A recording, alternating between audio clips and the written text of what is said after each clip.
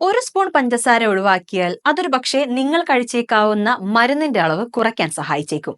നിസ്സാരമെന്ന് കരുതുന്ന പഞ്ചസാര ശരീരത്തിൽ എന്തെല്ലാം മാറ്റങ്ങൾ വരുത്തുമെന്ന് നമുക്കൊന്നറിയാം. പഞ്ചസാര കുറച്ചതിനു ശേഷമുള്ള ആദ്യ ദിവസങ്ങളിൽ നിങ്ങൾക്ക് പ്രകോപനം, ക്ഷീണം, ഉത്കണ്ഠ എല്ലാം തോന്നിയേക്കാം. കാരണം പഞ്ചസാര നൽകുന്ന ഡോപ്പമൈൻ നിങ്ങളുടെ തലച്ചോറിന് ലഭിക്കുന്നില്ല. പഞ്ചസാരയുടെ പെട്ടെന്നുള്ള അഭാവവുമായി നിങ്ങളുടെ ശരീരം പൊരുത്തപ്പെടുന്നതിനാൽ ഈ പ്രാരംഭഘട്ടത്തിൽ ക്ഷീണം, തലവേദന, ശക്തമായ പഞ്ചസാരയോടുള്ള ആസക്തി എന്നിവ സാധാരണമാണ്. എന്നാൽ വെറുമൊരു ഡീറ്റോക്സ് പ്രവണത എന്നതിലുപരി ഭക്ഷണത്തിൽ നിന്ന് ചേർത്ത പഞ്ചസാര കുറയ്ക്കുകയോ ഒഴിവാക്കുകയോ ചെയ്യുന്നത് ഒരു ദീർഘകാല ആരോഗ്യ നിക്ഷേപമായി കാണണമെന്നാണ് വിദഗ്ധർ വാദിക്കുന്നത്. രണ്ടാമത്തെ ആഴ്ചയോടെ നിങ്ങളുടെ രക്തത്തിലെ പഞ്ചസാരയുടെ അളവ് സ്ഥിരത കൈവരിക്കാൻ തുടങ്ങും. ഇത് ഊർജ്ജസ്വലത കുറയുന്നതിനും വിശപ്പ് വർദ്ധിക്കുന്നതിനും കാരണമാകുന്നു. ഇത് ദിവസം മുഴുവൻ കൂടുതൽ സന്തുലിതാവസ്ഥ അനുഭവിക്കാൻ നിങ്ങളെ സഹായിക്കുന്നു.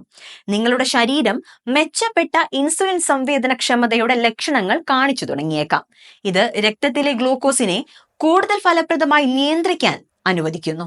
ഇൻസുലിൻ അളവ് കുറയുന്നതോടെ ശരീരം സംഭരിച്ചിരിക്കുന്ന കൊഴുപ്പ് കത്തിക്കാൻ പ്രേരിപ്പിക്കപ്പെടുന്നു. ഇത് ശരീരഭാരം കുറയ്ക്കുന്നതിന്റെ ആദ്യത്തെ ലക്ഷണങ്ങൾക്ക് കാരണമാകും. ശരീരഭാരത്തിലും ചർമ്മത്തിലും ദൃശ്യമാകുന്ന മാറ്റങ്ങളാണ് ഇനി. മൂന്നാമത് ആഴ്ചയിൽ നിങ്ങളുടെ ചർമ്മം മെച്ചപ്പെടാൻ തുടങ്ങും. മുഖക്കുരു കുറയുകയും വീക്കം കുറയുകയും ചെയ്യുന്നു. ഇത് വ്യക്തമായ നിറം നൽകുകയും ചെയ്യും.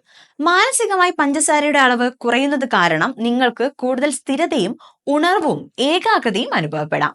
കലോറി ഉപഭോഗം കുറയുകയും ഇൻസുലിൻ അളവ് സ്ഥിരത കൈവരിക്കുകയും ചെയ്യുമ്പോൾ ശരീരഭാരം കുറയുന്നത് പലപ്പോഴും കൂടുതൽ ദൃശ്യമാകുന്നു. ഇത് ഉയർന്ന കൊളസ്ട്രോൾ, പ്രമേഹം, ഉയർന്ന രക്തസമ്മർദ്ദം, ഫാറ്റി ലിവർ രോഗം തുടങ്ങിയ അനുബന്ധ അവസ്ഥകളുടെ അപകട സാധ്യതകളും കുറയ്ക്കുന്നു. പഞ്ചസാര നിയന്ത്രണം 30 ദിവസത്തെ വെല്ലുവിളിയായി കാണുന്നത് അർത്ഥശൂന്യമാണെന്നാണ് വിദഗ്ധർ ഊന്നി പറയുന്നത്. പലരും പഞ്ചസാര കുറയ്ക്കലിനെ സീസണൽ റെസൊല്യൂഷൻ ആയിട്ടാണ് കാണുന്നത്. എന്നാൽ അർത്ഥവത്തായ മാറ്റത്തിന് പഞ്ചസാര കുറയ്ക്കലിൽ ഒരു താൽക്കാലിക പരീക്ഷണമല്ലാതെ മറിച്ച് സ്ഥിരമായ ഒരു ജീവിത ശൈലി തിരഞ്ഞെടുപ്പായിരിക്കും നല്ലതെന്നാണ് ഇവ സൂചിപ്പിക്കുന്നത്. രുചിയിലും ആസക്തിയിലും ഉണ്ടാകുന്ന സൂക്ഷ്മമായ മാറ്റങ്ങളും ഒരുപോലെ തന്നെ പ്രധാനമാണ്. ആസക്തി ഉണ്ടാക്കുന്ന കഴിവിന് പേരുകേട്ട പഞ്ചസാര മധുരത്തെക്കുറിച്ചുള്ള ശരീരത്തിന്റെ ധാരണയെ മാറ്റും. അതിൽ നിന്ന് ഒരു ഇടവേള, പ്രത്യേകിച്ച് 30 ദിവസത്തേക്ക് അണ്ണാക്കിനെ വീണ്ടും ക്രമീകരിക്കാൻ ഇത് സഹായിക്കും. ഉയർന്ന ഫ്രക്ടോസ് കോൺ സിറപ്പും ടെക്സ്ട്രോസും ചേരുവകളുടെ പട്ടികയിൽ നിരുപദ്രവകരമായ പേരുകളിൽ ഒളിച്ചിരിപ്പുണ്ട്.